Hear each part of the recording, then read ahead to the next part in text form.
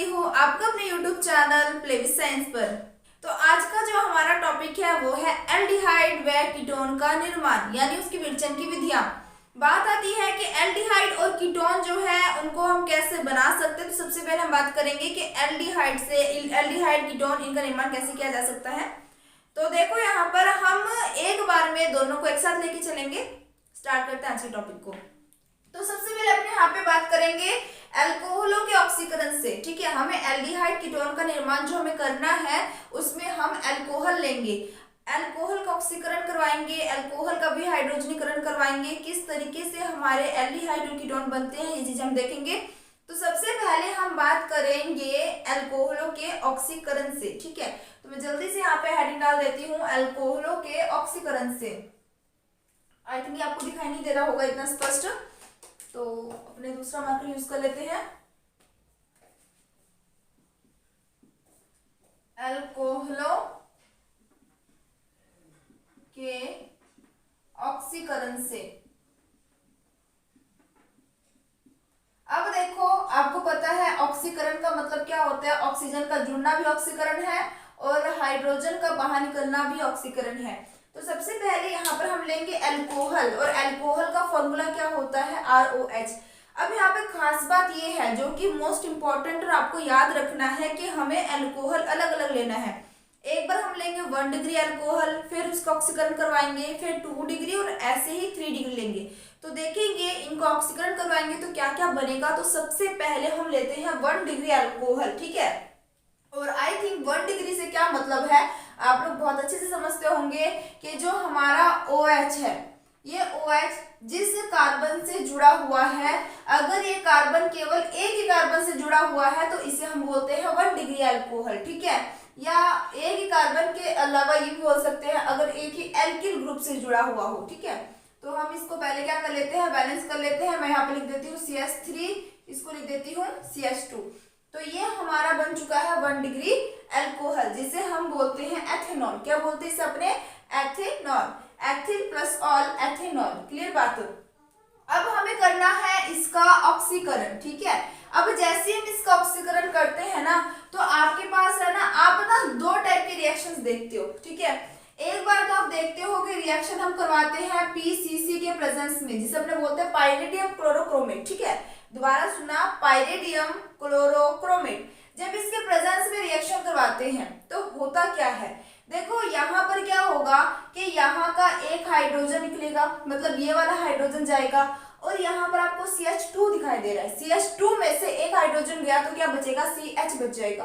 Normal सी बात है। यहाँ से एक हाइड्रोजन और यहाँ से एक हाइड्रोजन, 2 हाइड्रोजन ये हो गए, ये इस ऑक्सीजन के साथ अभिक्रिया करके बाहर निकल जाएगा। किसके रूप में, वाटर के मोलिक्यूल के रूप में, यानी जल के अणु के रूप में। तो आपका क्या बन जाएगा, देखो दोबारा सुनना। जैसे हम इसका ऑक्सीकरण करवाएंगे तो 2 बातें आपके माइंड में बिल्कुल क्लियर हो जानी चाहिए कि ऑक्सीजन का जुड़ना ऑक्सीकरण कहलाता है या फिर हाइड्रोजन का बाहर निकलना ऑक्सीकरण कहलाता है ना। तो यहाँ पर होगा क्या कि ये आपका एक हाइड्रोजन है, यहाँ से एक हाइड्रोजन, 2 हाइड्रोजन एक ऑक्सीजन को लेकर जल के रूप में बाहर निकल जाएगा, और क्या बन जाएगा आपका इस तरीके से CH3CHO, और बाहर क्या निकल गया, प्लस में वाटर का मॉलिक्यूल। अब बात देखो, कई बार ना यहाँ पर आप देखोगे कि PCC के प्रेजेंस में भी रिएक्शन होता है, और कई बार आपने इस टाइप का रिएक्शन देखा होगा, CH3CH2OH, मैं सेम ही ले रही हूँ। ठीक है, तो यहाँ पर हम किसके प्रेजेंस में करवाते हैं ऑक्सीकरण, कई बार करवाते हैं KMnO4 और K2Cr2O7 के प्रेजेंस में। ठीक है, लेकिन जब इसके प्रेजेंस में भी रिएक्शन करवाएंगे तो भी सेम प्रोडक्ट बनेगा। यहाँ से हाइड्रोजन जाएगा, यहाँ से हाइड्रोजन जाएगा, देन उसका क्या हो जाएगा, ऑक्सीजन के साथ रिएक्शन होके वाटर का मॉलिक्यूल बाहर निकल जाएगा, और क्या बन जाएगा, CH3CHO। ठीक है, जिसे अपने एथेनॉल बोलते हैं। ठीक है, तो अब बात आती है कि हम चाहे PCC लें, चाहे KMnO4 K2Cr2O7 ले, इन दोनों में डिफरेंस क्या है। लेने को तो आप दोनों ले लो क्योंकि दोनों सेम प्रोडक्ट बना रहे हैं, लेकिन इसमें खास बात क्या है तो आपको ध्यान में रखना है कि जब हम KMnO4 K2Cr2O7 के प्रेजेंस में रिएक्शन करवाते हैं तो हमारा एथेनॉल बन जाता है। ठीक है, एथेनॉल भी बोल सकते हो, एथेनॉल भी बोल सकते हो, सामान्य नाम और IPSC नाम दोनों लेके चल सकते हो, तो दोनों ही आपको ध्यान में रखना है। अब देखो बात आती है कि ये इंटरेस्टिंग सी बात है। बात क्या है कि अगर हम इनके प्रेजेंस में रिएक्शन करवाते हैं तो क्या होता है कि जो हमारा एथिनेल बनता है वो इतना ज्यादा स्टेबल नहीं होता। ये आगे जाके क्या करता है, दोबारा ऑक्सीकरण कर लेता है, दोबारा ये क्या करता है, ऑक्सीजन के साथ अभिक्रिया कर लेता है, और ऑक्सीजन के साथ अभिक्रिया करके क्या कर लेता है, ये ऑक्सीजन जो है ना यहाँ पे आगे जुड़ जाता है, बन जाता है CH3COOH, जिसे हम बोलते हैं कार्बोक्सिलिक अम्ल। दोबारा सुनना, देखो रिएक्शन ये भी सही है, रिएक्शन ये भी सही है, ठीक है, लेकिन हम जो है 1 degree aldehyde, sorry 1 degree alcohol, ठीक है, ये हमारा क्या है 1 डिग्री अल्कोहल। ये जो हमारा 1 डिग्री अल्कोहल है इसकी रिएक्शन जब इसका ऑक्सीकरण हम पीसीसी के प्रेजेंस में करते हैं, पीसीसी मतलब पिरिडियम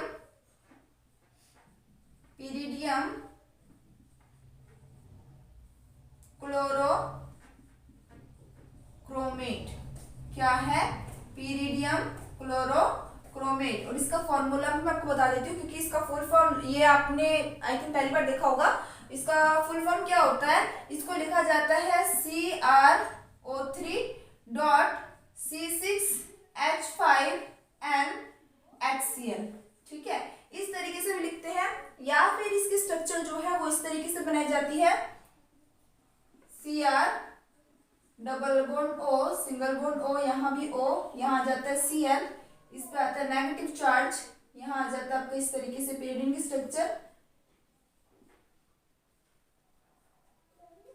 ठीक है, यहाँ आ जाता है H और इस पर आ जाता है पॉजिटिव चार्ज, ठीक है। तो आपने ये देखिए कंफ्यूज नहीं होना, ठीक है, आप चाहे ये पढ़ो चाहे ये चीज देखो, एक ही बात है, समझ आ की बात है। पीसीसी इसको स्ट्रक्चरल रूप में ऐसे लिखा जाता है, इसको खोल के इस तरीके से लिखा जाता है, इसका पूरा नाम है पिरिडियम क्लोरोक्रोमेट या फिर पीसीसी, बस।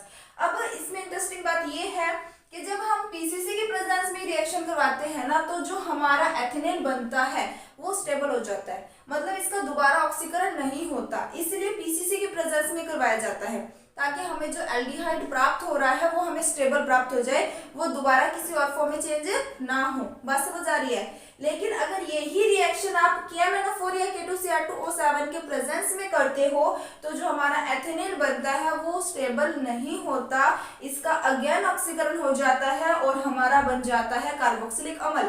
तो इससे एक चीज और क्लियर होती है आपको कि अगर अल्कोहल का ऑक्सीकरण करवाएंगे तो एल्डिहाइड बनेगा और एल्डिहाइड का ऑक्सीकरण करवाएंगे तो कार्बोक्सिलिक अम्ल बनेगा। बात समझ आई, ठीक है। और अगर आपको स्टेबल एल्डिहाइड चाहिए तो आप पीसीसी 1 डिग्री, खासकर 1 डिग्री वाला स्टेबल नहीं होता, 1 डिग्री वाला जो आपका एल्डिहाइड बनाता है वो हाथों हाथ ऑक्सीकरण कर लेता है और कार्बोक्सिलिक अम्ल बन जाता है अगर हमने KMnO4 K2Cr2O7 लिया है तो, और अगर हमने पीसीसी लिया है तो ये इतना ही बनेगा, स्टेबल है पूरी तरीके से, आगे और कोई प्रोडक्ट नहीं बनाएगा। बात समझ आ गई, ठीक है, तो ये चीज काफी इंपॉर्टेंट है। अब बात आती है, ये तो था हमारे पास 1 डिग्री अल्कोहल, अब आती है कि हम अभिक्रिया करवाते हैं 2 डिग्री अल्कोहल से, ठीक है, और 2 डिग्री अल्कोहल का मतलब आपको पता है हमारा OH ग्रुप जिस कार्बन से जुड़ा है वो 2 कार्बन से जुड़ा होगा। कितने कार्बन से जुड़ा होगा?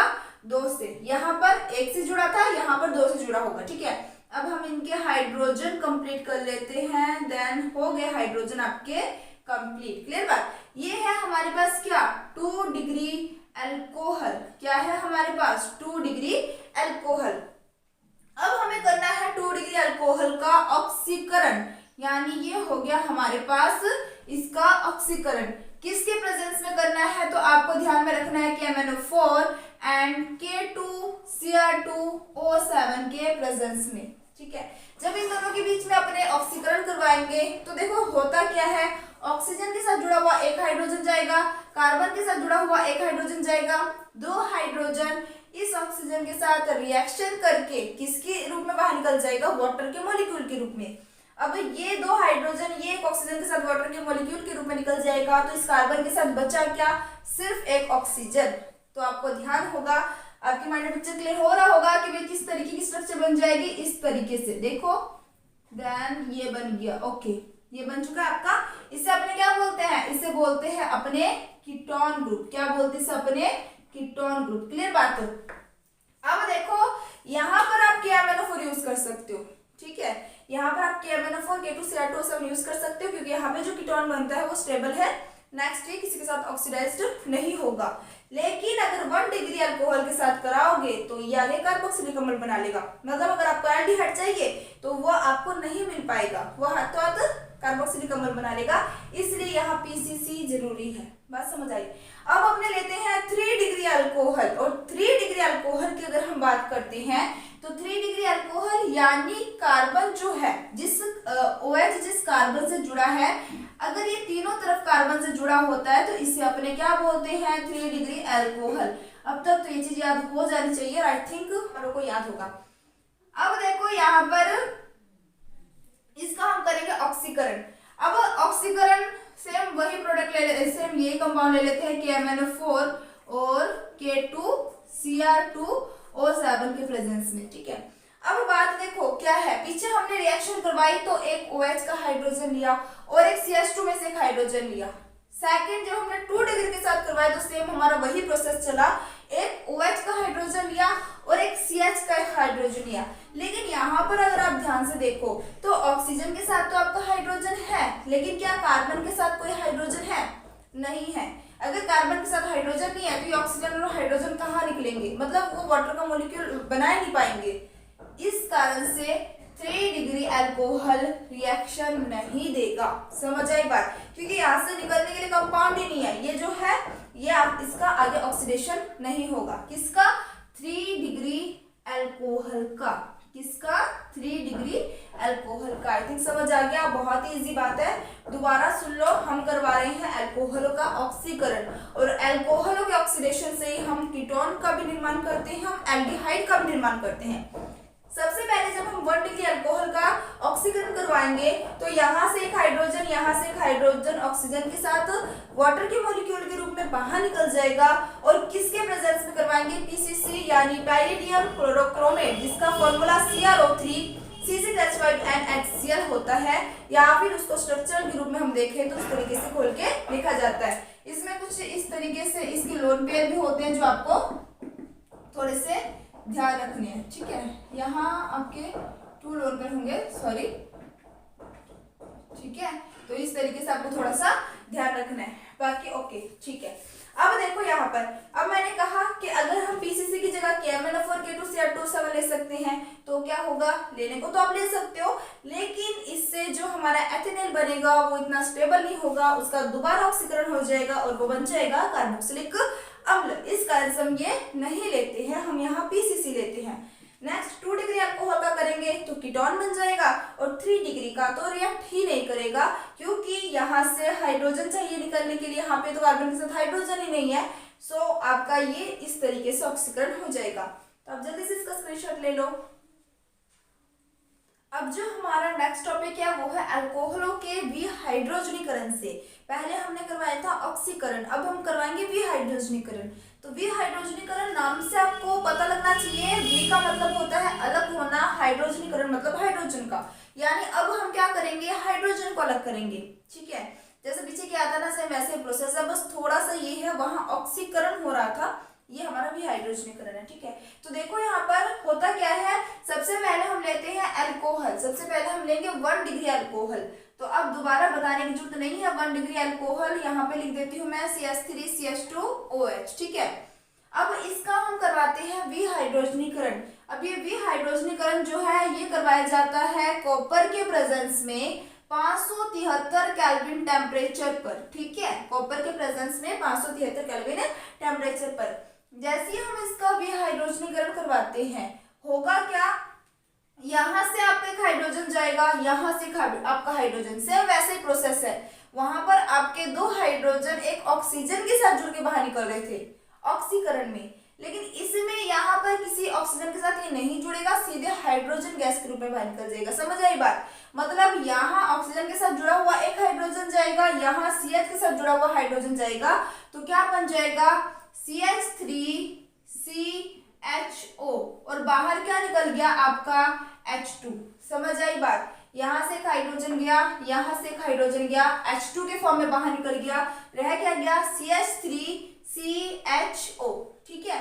तो सेम वही प्रोडक्ट एथेनॉल बन चुका है आपका 1 डिग्री क्या कहते हैं, अल्कोहल के विहाइड्रोजनीकरण से। क्लियर होगी बात। अब बात आती है सेकंड, कि हमें लेना है 2 डिग्री अल्कोहल, और 2 डिग्री अल्कोहल का फॉर्मूला क्या हो जाएगा, CH3CH3OH। ये हो गया हमारे पास कौन सा अल्कोहल, 2 डिग्री अल्कोहल।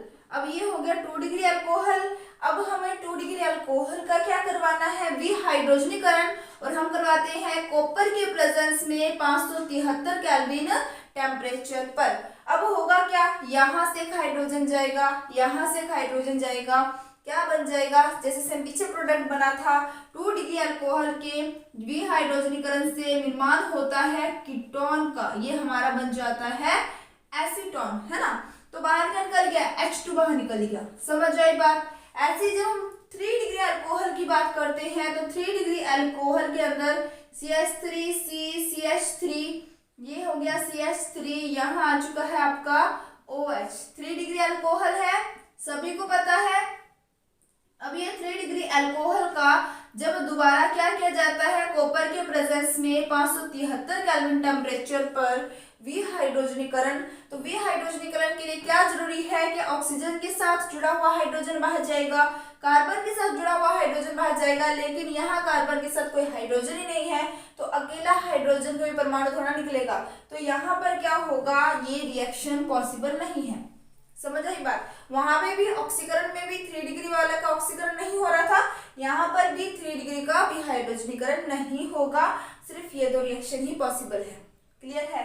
तो आपको सभी को नाम पता ही है, ये आपका एथिनेल है, ये आपका एसीटोन है, ये आपका हो जाएगा 2 डिग्री अल्कोहल, जिसका नाम हो जाएगा, अपने इसको क्या बोलते हैं, 1 2। अपने को हमेशा जब नेमिंग करनी होती है, तो जो क्रियात्मक समूह जिस कार्बन से जुड़ा है, उस कार्बन को नंबर फर्स्ट देना है, उसके बाद वाले कार्बन को नंबर सेकंड देना है। तो क्या हो जाएगा, 1 मैथिल 1 ऑल। ठीक है। और कार्बन की संख्या 2 है, तो 2 के लिए हम क्या शब्द यूज करते हैं, 2 के लिए हम एथ शब्द यूज करते हैं। ठीक है। तो क्या हो जाएगा, 1 मैथिल एथेनॉल। समझ आई बात, 1 मैथिल एथेनॉल। ठीक है। तो ये तो आपका सीधी एथेनॉल है। अब देखो यहाँ पर इसका जल्दी से स्क्रीनशॉट ले लो, फिर हम इसके बाद जो नेक्स्ट टॉपिक है वो है आपका ओजोनी अपघटन। ठीक है। तो हम करवाएंगे एल्कीनो के ओजोनी अपघटन से। अब हम बात करेंगे एल्कीनो के ओजोनी अपघटन से। देखो जैसा नाम आपको दिखाई दे रहा है ना, वैसे हमें यहाँ पे क्या करना है, जैसे सबको बोला जा रहा है वैसे वैसे आपको करते जाना है। कहने का मतलब है कि एल्कीनो के ओजोनी अपघटन से पहली बात आपको रिएक्शन किन किन के बीच करानी है, एल्कीन की रिएक्शन करवानी है। और एल्कीन कौन होते हैं, जब कार्बन कार्बन के बीच डबल बॉन्ड आ जाता है तो वो एल्कीन श्रेणी में आ जाते हैं। ठीक है, ये सब आपको पता है। ओजोनी अपघटन, ओजोनी अपघटन यानी आपको क्या करना है, O3 से रिएक्शन करवाना है। ओजोन का फॉर्मूला क्या होता है, O3। ओजोनी अपघटन यानी O3 से रिएक्शन करवानी है। समझ आई बात। तो देखो यहाँ पर सबसे पहले मैं कोई भी सिंपल एल्कीन ले लेती हूँ। मैंने यहाँ पर ले लिया CH2 डबल बॉन्ड CH2। ठीक है। तो ये हमारे किसका फॉर्मूला है, एथीन का फॉर्मूला है, सभी जानते हैं ये। तो अब इसकी रिएक्शन मुझे करवानी है किससे, O3 से। किससे करवानी है इसकी रिएक्शन, O3 से, जिसे हम क्या बोलते हैं, ओजोन। तो देखो यहाँ पर जैसे इनके बीच रिएक्शन करवाते हैं ना, तो यहाँ पर थोड़ा सा अलग है, इसको समझना अच्छे से कि बहुत ही इंटरेस्टिंग सा है। सबसे पहले देखो क्या होता है कि जैसे हम इनके बीच रिएक्शन करवाते हैं ना, तो आपको ध्यान देना कि जो ऑक्सीजन है ना वो इसके साथ इस तरीके से जुड़ जाता है कि एक हाउस लाइक स्ट्रक्चर बनता है, एक हाउस की तरह इसकी संरचना बन जाती है। कैसे बनता है, CH2, ये जो डबल बॉन्ड है ये आपको नहीं लिखना, यहाँ पे भी CH2 लिख देना है। अब ये ऑक्सीजन यहाँ पर कितने हैं, 3 है, तो 3 ऑक्सीजन को कैसे जोड़ोगे कि घर जैसी संरचना बने। तो अब ऐसी बात है, एक ऑक्सीजन यहाँ आ गया, 2 ऑक्सीजन यहाँ आ गई, तो ये बन गया ना हाउस लाइक स्ट्रक्चर। ठीक है, मैंने कुछ नहीं किया। दोबारा सुनना, मैंने क्या लिया है, एल्कीन लिया है। ये तो मैंने बिल्कुल सिंपल एल्कीन लिया। आगे हम और भी अच्छे अच्छे एल्कीन लेके करवाएंगे इस रिएक्शन को। जब इसकी रिएक्शन O3 के साथ करवाई जाता है तो होता क्या है, जहां आपको 2 कार्बन के बीच डबल बॉन्ड दिख रहा है, उन दोनों कार्बनों के बीच में हमें 3 ऑक्सीजनों को फिट करना है, और इस तरीके से फिट करना है कि एक हाउस लाइक स्ट्रक्चर बने। एक आपने यहाँ पर ऊपर बना दिया इनके, एक इस तरीके से ऊपर और 2 नीचे। ठीक है। तो अब पहले आपको हाउस बनाना है, फिर उसके बाद आपको हाउस तोड़ना है। अब ये तोड़ोगे कैसे, आपको इस तरीके से बंध को तोड़ना है, यहां से। समझ आई बात? एक बंध यहां से टूटेगा, एक बंध यहां से टूटेगा। तो क्या बन गया देखो, यहाँ पर आपका बन चुका है यहाँ पर CH2O, या फिर इसको मैं लिख सकती हूँ HCHO, जिसे हम क्या बोलते हैं, फॉर्मएल्डिहाइड। अब देखो CH2O कितने हैं, 2 है ना, 2 मॉलिक्यूल मिले हैं आपको। मैं इसको ऐसे लिख देती हूँ 2CH, अपन इसको ऐसे लिख देते हैं HCHO, ठीक है, इसको लिख देते हैं। फॉर्मएल्डिहाइड बना आपका HCHO, 2 फॉर्मएल्डिहाइड बन चुके हैं, ठीक है। अब ये जो ऑक्सीजन है ये किसके साथ रिएक्ट करेगा, जब हम इसका ओजोनीय अपघटन करवाते हैं तो यहाँ पर हम लेते हैं जिंक प्लस H2 के प्रेजेंस में। तो जब ये देते हैं कंपाउंड, तो यहाँ जो जिंक है वो इस ऑक्सीजन के साथ बाहर निकल जाता है, किसकी फॉर्म में, ZnO की फॉर्म में। यहाँ तक आपको समझ आ गया होगा। तो अब हम और इसकी एग्जाम्पल ले लेते हैं। तो मैं ले लेती हूँ प्रोपीन, ठीक है, मैं ले लेती हूँ CH3CH डबल बॉन्ड CH2, इसे हमने क्या बोलेंगे, प्रोपीन बोलेंगे। तो सबसे पहले हमें क्या करना होता है, इसकी रिएक्शन करवानी है O3 के साथ। अब देखो यहाँ तो 2 कार्बन थे, आपने 2 कार्बन के बीच में ऑक्सीजन को फिट कर दिया। बात आती है कि कार्बन की संख्या जब 2 से ज्यादा हो जाए तो हमें किन 2 कार्बन को चुनना है। तो बिल्कुल सिंपल सी बात है, आपको जहां डबल बॉन्ड दिख रहा है ना, उसी 2 कार्बन को चुनना है और उनके बीच ऑक्सीजन को बिठाना है। बच्चे बहुत कंफ्यूज होते हैं इसमें, बट ये कंफ्यूज होने वाला पॉइंट भी नहीं है, बहुत इजी है। बस ध्यान ये रखना कि यहाँ पे जो आपको 2 कार्बन दिख रहे हैं जिसमें आपको डबल बॉन्ड नजर आ रहे हैं, वहां पर ऑक्सीजन को जोड़ना है, और बाकी कार्बन लंबी कितनी लंबी चेन हो हमें से कोई मतलब नहीं है, ठीक है। तो देखो O3 से मैंने इसकी रिएक्शन करवाई है, मैं कैसे लिखूंगी इसको, CH3CH, यहाँ पे लिख दिया मैंने CH2, और ऑक्सीजन को मैं कैसे जोड़ूंगी देखो। अब ऑक्सीजन को मैंने कहाँ जोड़ दिया, एक ऑक्सीजन मैंने यहाँ जोड़ दिया, एक ऑक्सीजन मैंने यहाँ जोड़ दिया इस तरीके से, और एक यहाँ, यानी 3 ऑक्सीजन जुड़ गए। और मुझे अब बॉन्ड कैसे तोड़ना है, एक बंध मुझे यहाँ से तोड़ना है, एक बंध मुझे यहाँ से तोड़ना है। क्लियर होगी बात? तो ये इस तरीके से 2 बंध टूट गए। तो आपको इसके बाद नेक्स्ट किससे रिएक्शन करवानी होती है, इनको अलग करने के लिए ZnH2 के साथ रिएक्शन करवानी होती है, ZnH2 के प्रेजेंस में रिएक्शन करवानी होती है। एक चीज और, इसको हमें हीट देना होता है, ठीक है, हमें क्या करना पड़ता है, हीट देना होता है, मतलब गर्म करना होता है, ठीक है। तो होगा क्या, एक बाहर निकल गया CH3CHO, यानी सबने क्या बोलते हैं, एथेनॉल। क्या बन गया, CH3CHO, एथेनॉल बन गया। एक बन गया CH2 यानी HCH, ये सबने बोलेंगे फॉर्मएल्डिहाइड। CH2O लिखो या HCHO लिखो, आई थिंक कोई कंफ्यूजन नहीं है। अब जो ऑक्सीजन बचेगा वो क्या करेगा, Zn के साथ रिएक्शन कर लेगा, जिंक ऑक्साइड की फॉर्म में बाहर निकल जाएगा। क्लियर होगी बात, ठीक है। अब हम ले लेते हैं इस तरीके से,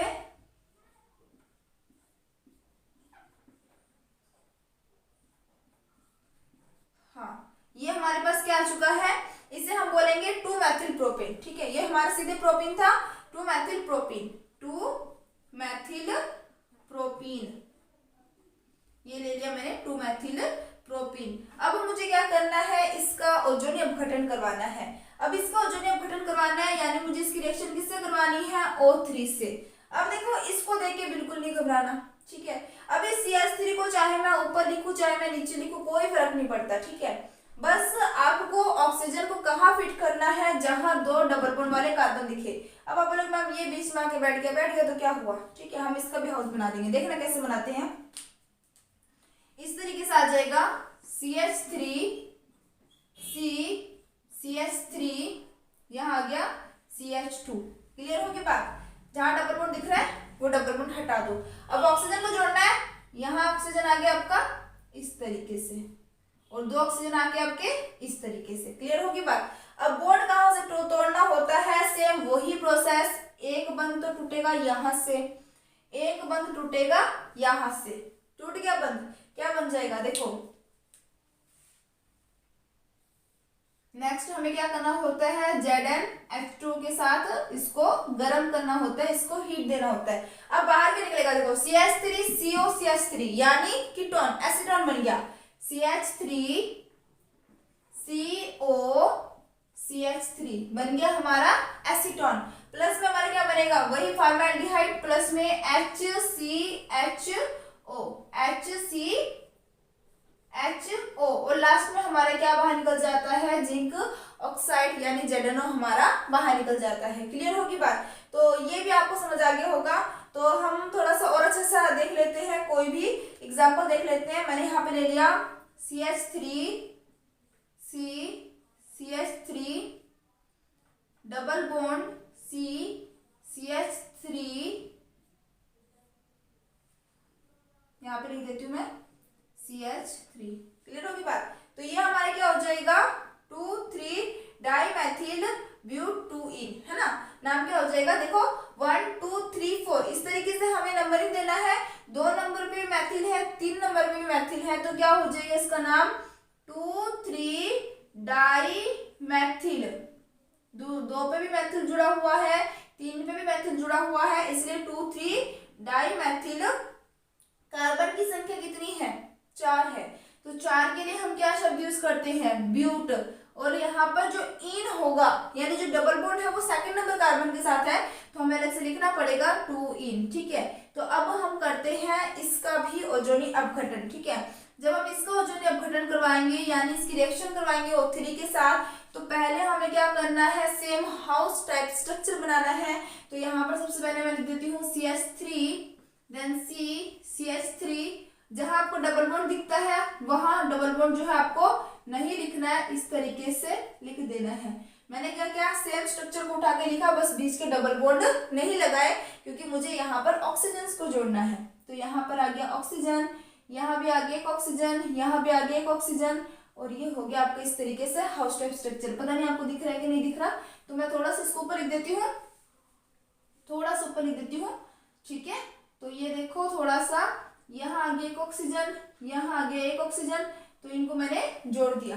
ठीक है, समझ जाना आप। अब बॉन्ड कहाँ से तोड़ना होता है, बॉन्ड एक तो हमें यहाँ से तोड़ना है, एक बॉन्ड हमें यहाँ से तोड़ना है। ठीक है, नेक्स्ट हम क्या करते हैं, जिंक प्लस H2 के साथ इसकी रिएक्शन करवाते हैं, इसको हीट देते हैं। हमारा क्या बाहर निकल गया है, CH3CO।